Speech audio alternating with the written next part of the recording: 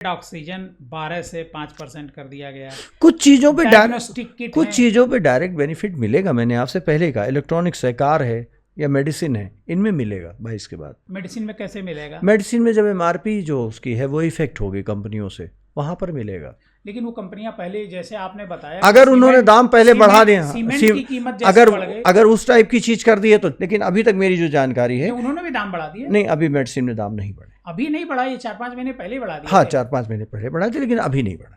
तो ये जो 4-5 महीने पहले बढ़े थे, उसमें तो कम होने वाला नहीं है। नहीं, अगर देखो, एक मोटा सा फंडा है, मैन्युफैक्चरर अगर ये कहता है हमारा रॉ मटेरियल की कॉस्ट बढ़ गई, आप उसको चैलेंज नहीं कर सकते। अच्छा, हम उसको चेक भी नहीं कर सकते? कैसे चेक करोगे? आप एक बात बताओ, आपको मन हो तो आप रामलाल के समूह से खाओ, आपको मन हो आप श्यामलाल के समूह से खाओ, पैरासीटामॉल कंपाउंड सब में है, कोई किस नाम से बेच रहा है, कोई किस नाम से बेच रहा है। मतलब मेडिकल में जो 18 से 5% किया गया, उसमें ग्राहक को फायदा मिलेगा, पब्लिक को मिलेगा। लेकिन अगर वो उसमें कोई, जैसे अभी क्या चलन क्या है, जेनरिक मेडिसिन छोड़ दीजिए, तो बाकी जितनी ब्रांडेड मेडिसिन है उसके अंदर में ये होता है कि ये कंपाउंड इसमें एक्स्ट्रा है हमारा, इसका हम दाम चार्ज कर रहे हैं, हो गया काम खत्म। मैं बिजनेस का तरीका आपको बता रहा हूँ, मैं ये नहीं कह रहा हूँ ऐसा होगा।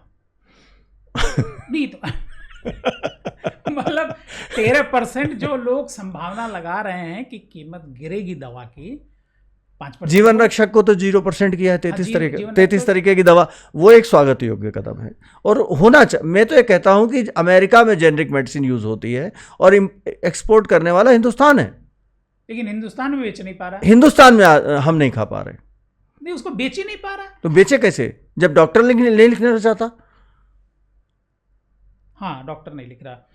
तो मतलब इसमें आपको जो 12 या 18 थे, इसमें अगर कम हुआ है तो इसमें फायदा कुछ वस्तुओं में पब्लिक को डायरेक्ट बेनिफिट होगा, इसमें कोई दो राय नहीं। जैसे इलेक्ट्रॉनिक्स से एमआरपी बेस आता है, तो एमआरपी बेस आता है तो 22 तारीख के बाद उनको कंपनी की पॉलिसी आ जाएगी कि ये बेचना है। अच्छा, हाँ, ये अब उसमें भी एक पेच होता है छोटा सा। जैसे आपने अभी देखा होगा कि एलईडी आई, फिर उसमें क्यूलेड आया, फिर यूएचएफ आया। हाँ, तो वे बस थोड़ा हल्का सा चेंज किया, हल्का सा पेचकस घुमाया और काम हो गया। तो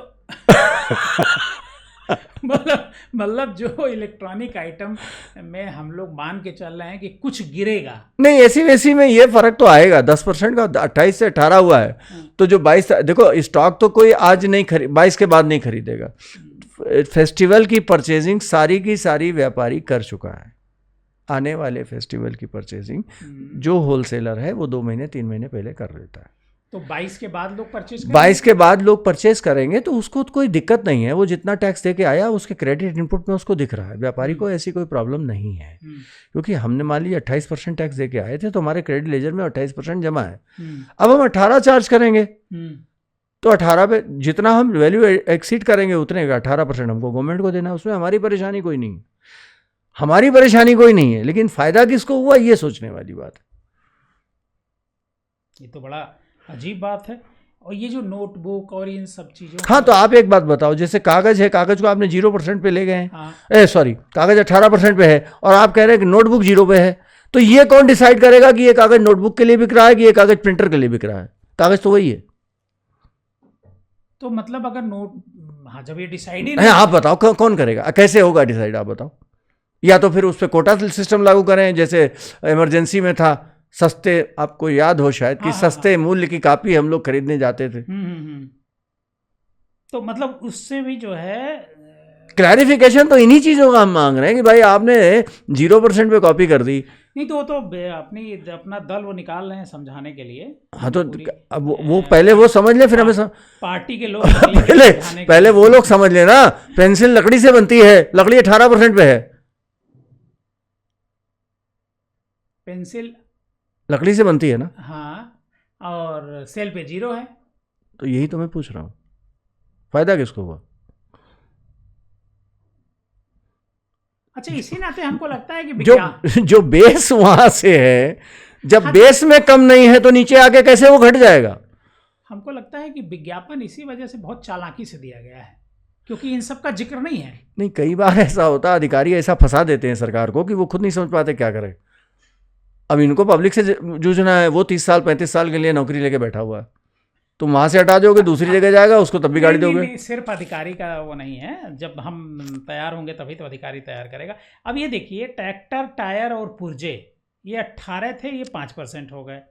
अब ये ट्रैक्टर, कीटनाशक दवाएं, ड्रिप सिंचाई प्रणाली, कृषि बागवानी, ये सब 12 से 5% कर दिया। अच्छी स्वागत योग्य है, लेकिन ट्रैक्टर काहे से बनेगा? 18% की वस्तु थे। पुर्जा काहे से बनेगा? 18% वस्तु थे। नहीं, ट्रैक्टर तो 18 से बनता था, लेकिन ये जो 18 था ये अलग से लगता सर था। सेल पे 18 था ना। हाँ, सेल जितनी वैल्यू ऐड होगी उसी पे तो लगेगा। एमआरपी लिखी हुई है आइशर ट्रैक्टर की, एमआरपी लिखी हुई है, उसमें एमआरपी और डीलर प्राइस के अंदर का जो रेट है उसमें तोड़ होता था, क्योंकि ऑलरेडी उसमें इंक्लूड होता था जीएसटी।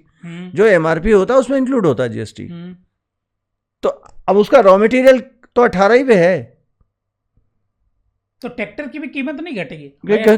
18 से 5 13%। मैंने क्या कहा, जो एमआरपी और फैक्ट्री के बाहर आने के प्रोडक्ट के बीच का जो मार्जिन है उसको इन्होंने कम किया है, उसमें ये कम कर पाएंगे।